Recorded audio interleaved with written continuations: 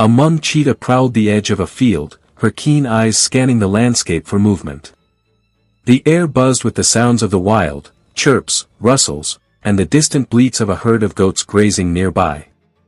She crouched low, muscles tense beneath her spotted coat, her two young cubs trailing behind her, their bellies rumbling in a chorus of hunger. "Stay close," she murmured, her voice a low growl, barely audible above the soft whisper of the grass. Cheetah pressed on, every muscle coiling like a spring. She picked up speed, the wind whipping through her fur. The world blurred around her, the grass bending beneath her weight as she zeroed in on her target. The goat sensed the danger too late, raising its head just in time to see the streak of spotted fur rushing toward it. Bah, it bleated, panic setting in, but it was no match for the cheetah's speed. With a powerful leap, she tackled the goat, bringing it down in a flurry of dust and grass. Panting heavily, she stood over her prey, heart pounding in her chest. "Cub! Cubs," she called, her voice strained but urgent.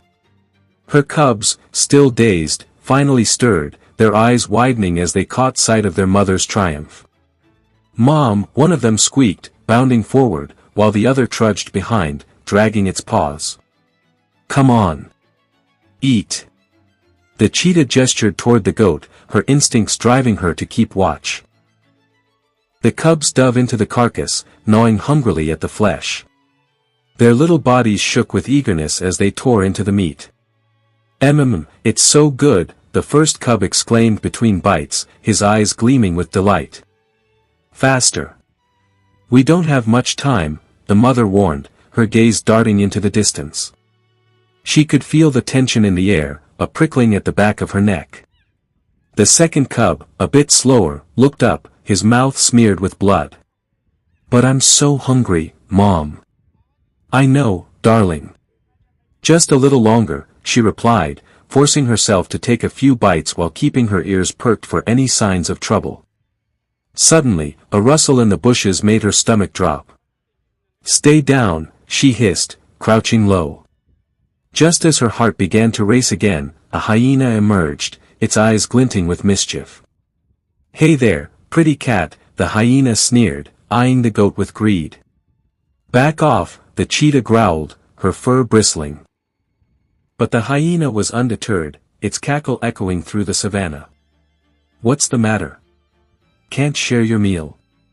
With a swift glance back, the cheetah saw her cubs still preoccupied with their feast. She couldn't let that hyena get close. "You want to fight?" "Just a snack, sweetheart," the hyena replied, inching closer. "I'll be out of your fur in a jiffy." The cheetah lunged forward, teeth bared, but the hyena was quick. "Whoa! Easy there. I'm just here for a bite." Before she could react, the hyena lunged forward, snapping up a chunk of meat. "Nom, nom," it mocked, tearing the flesh away before backing off, wary of the cheetah's fierce glare. "Hey! That's ours," one of the cubs yelped, finally noticing the commotion. "Shut up, you little furball," the hyena retorted, and with a swift movement, it bolted, dragging the meat away. "Come back," the second cub cried, his voice rising in panic. "Stay here." The mother commanded, her eyes locked onto the hyena as it slunk away, too close to the lion territory. A low growl rumbled in the distance, and the hyena froze, ears perked. It dropped the meat, glancing nervously in the direction of the sound. "Guess it's not my lucky day," it muttered, scuttling off with its remaining prize. "Mom, what do we do?" the first cub asked, looking up at her with wide eyes. "Let them go," she said, her voice steady though her heart raced. "We'll find more." The cubs, still trembling from the encounter, returned to the goat, but as they began to nibble at the scraps, the vultures circled overhead, their shadows flickering across the ground. "Look! Up there," the second cub squeaked, pointing a paw toward the sky. "Vultures," the mother hissed, her patience wearing thin. "They'll come for the leftovers. We need to move." "But we're still hungry," the first cub protested, pawing at the ground in frustration. Just a few more bites, she relented, glancing up at the circling birds. Then we'll go. They ate quickly, the urgency of their situation pressing on them. The vultures swooped lower, their silhouettes growing larger against the sun. Why do they always want what we have? The second cub grumbled, chewing on a small piece of meat. Because they're scavengers. They wait for others to do the hard work, the cheetah explained, her eyes narrowing. But we're not done yet. We still have a little left.